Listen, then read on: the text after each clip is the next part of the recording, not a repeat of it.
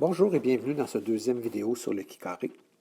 Alors dans ce deuxième vidéo, on va voir les 6 étapes à faire pour faire un test du Kikaré. Et dans une troisième vidéo, on va faire un exemple complet ensemble de ce que c'est.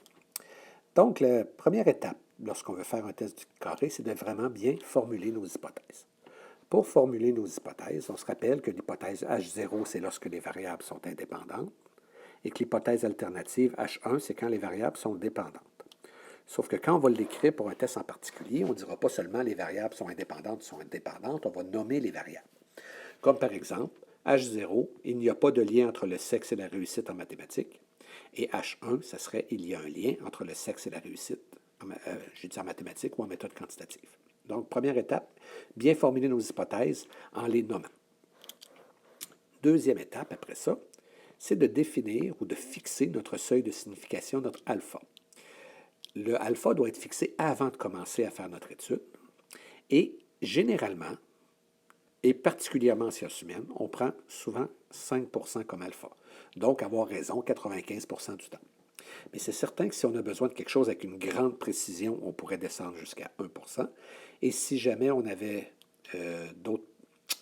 besoin d'avoir un résultat très rapide à ce moment-là, on pourrait prendre 10 C'est au chercheur de fixer, mais quand on ne le sait pas, normalement, on prend 5 Troisième étape, à ce moment-là, c'est de calculer les fréquences théoriques et de vérifier les conditions d'application. Le calcul des fréquences théoriques, on l'a vu dans notre exemple dans le dernier vidéo, lorsqu'on parlait de la réussite en méthode quantitative entre les gars et les filles, c'était très simple parce qu'on avait 100 gars, 100 filles, c'était moitié-moitié, c'était facile de diviser par deux. Mais il y a une formule qu'on peut toujours utiliser. La formule dit, pour chaque case, pour chaque fréquence théorique, tu prends le total de la ligne, tu le multiplies par le total de la colonne et tu le divises par le grand total. Donc, si on revient un petit peu à ce qu'on avait fait dans la vidéo précédente, pour trouver notre 80 ici, on aurait pu prendre le total de la ligne, 160, multiplié par le total de la colonne 100, divisé par le grand total 200, et ça nous aurait donné notre 80. Ensuite, on aurait pu prendre le total de la ligne 40, multiplié par le total de la colonne 100, divisé par le grand total 200, ça m'aurait donné mon 20. Ainsi de suite.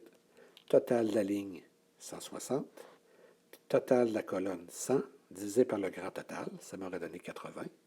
Et finalement, pour le dernier, total de la ligne 40, multiplié par total de la colonne 100, divisé par le grand total 200, ça m'aurait donné le 20.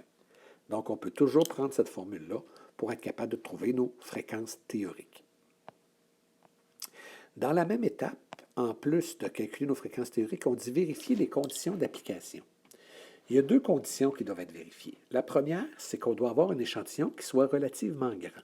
Donc, il faut que notre n soit plus grand ou égal à 30. Et la deuxième, il faut que chaque fréquence théorique, donc chaque case calculée avec la formule, soit toujours plus grande ou égale à 5. Si jamais cette condition-là n'est pas respectée, on va faire un regroupement. Par exemple, si je fais une étude avec la satisfaction des clients dans un restaurant, puis que j'ai excellent, très bon, bon, moyen, etc., puis que dans excellent, je n'aurai pas 5, parce qu'il n'y a pas tant que ça qui répondent excellent. Bien, je pourrais faire une colonne en jumelant excellent et très bon ensemble. Fait qu'en jumelant, si je réussis à avoir toutes mes fréquences théoriques plus grandes ou égales à 5, mes conditions d'application sont respectées. Quatrième étape, calculer le Kikaré calculé. Le Kikaré calculé, dans le fond, c'est de faire la différence entre la fréquence observée et la fréquence théorique. Donc, je les soustrais et je les mets au carré parce que je veux que cette différence-là soit toujours positive, un peu comme ce qu'on avait fait pour calculer la variance lorsqu'on faisait nos mesures à tendance centrale et nos mesures de dispersion. Une fois que j'ai fait cette différence-là au carré, je la divise par les fréquences théoriques et je fais la somme de toutes mes cases pour ça. Donc, dans le fond, c'est un calcul à faire pour chacune des cases. Fréquence observée moins fréquence théorique au carré, divisé par fréquence théorique. Et je fais cette somme-là qui me donne le Kikaré calculé. Cinquième étape, j'ai besoin d'aller trouver mon Kikaré critique. Le Kikaré critique, lui, est trouvé avec une table qui est à la page 289, donc juste la page suivante de celle où on utilisait la loi normale. Et j'ai besoin de deux paramètres pour aller trouver dans cette table-là. Le premier des deux paramètres, c'est mon seuil de signification. Donc, on a dit que généralement, on allait prendre 5 mais on peut voir à la page 289 qu'on a le 1 le 5 le 10 et on a même le 1,5 et le 2,5 Donc, on a plusieurs possibilités, mais particulièrement le 5 qu'on utilise très souvent.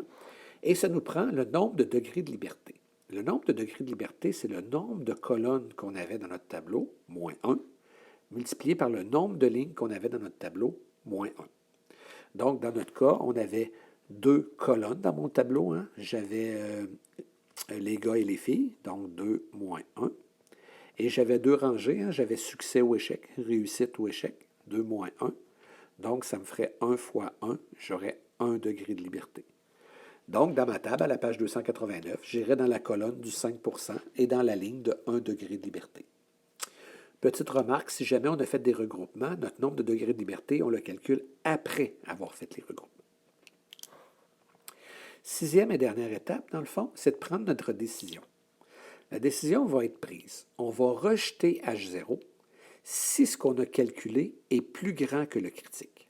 Donc, si ce qu'on a calculé est plus grand que le critique, ça veut dire qu'il y a beaucoup d'écart entre les fréquences théoriques et les fréquences observées. Donc, s'il y a beaucoup d'écart, c'est probablement qu'il y a un lien entre les variables. Donc, on va rejeter H0 qui n'a pas de lien et on va accepter H1 qui dit qu'il y a un lien. Par contre, si le calculé est plus petit que le critique, à ce moment-là, ça veut dire qu'il n'y a pas une différence qui est significative